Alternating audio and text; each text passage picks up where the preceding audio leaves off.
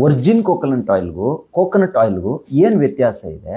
ನಾವು ತೆಂಗಿನ ಎಣ್ಣೆಯನ್ನೇ ಯಾಕೆ ಬಳಕೆ ಮಾಡಬೇಕು? ಇದರಿಂದ ಎಷ್ಟು ಆರೋಗ್ಯ ಸಿಗುತ್ತೆ? ಸರ್, ವರ್ಜಿನ್ ಕೊಕೊನಟ್ ಆಯಿಲ್ಗೂ ಆರ್ಡಿನರಿ ಕೊಕೊನಟ್ ಆಯಿಲ್ಗೂ ಇರುವ ವ್ಯತ್ಯಾಸ ವೆರಿ ಸಿಂಪಲ್. ಓಕೆ. ಯಾವುದೇ ವಿರೂಪಗೊಳಿಸದೆ ಒಂದು ಸದೃಢವಾಗಿ ಸಂತೃಪ್ತ ಕೊಬ್ಬನ್ನ ಮಾಡ್ತಕ್ಕಂಥ ಪ್ರಕ್ರಿಯೆಯನ್ನ ವರ್ಜಿನ್ ಕೊಕೊನಟ್ ಆಯಿಲ್ ಅಂತ ಕರಿತೀವಿ. ಅಂದ್ರೆ ನಿಮಗೆ ಹೇಳಬೇಕು ಅಂದ್ರೆ ಹೆಸರು ಕಾಳಿಗೂ ಮೊಳಕೆ ಕಟ್ಟಿದ ಹೆಸರು ಕಾಳಿಗೂ ಇರ್ತಕ್ಕಂತಹ ವ್ಯತ್ಯಾಸ.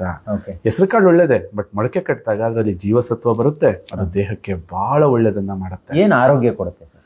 ಸರ್, ಆರೋಗ್ಯ, ನಿಮ್ಮ ದೇಹದಲ್ಲಿ ಆರೋಗ್ಯ ಹೇಗ್ ಬರಬೇಕು, ನಿಮ್ಮ ದೇಹ ಎಷ್ಟು ಗಟ್ಟಿ ಇರಬೇಕು, ನಿಮ್ಮ ದೇಹ ಎಷ್ಟು ಸದೃಢವಾಗಿರ್ಬೇಕು ಅನ್ನೋದು ನೀವು ತಿನ್ನೋ ಆಹಾರದಿಂದ ಡಿಸೈಡ್ ಆಗುತ್ತೆ.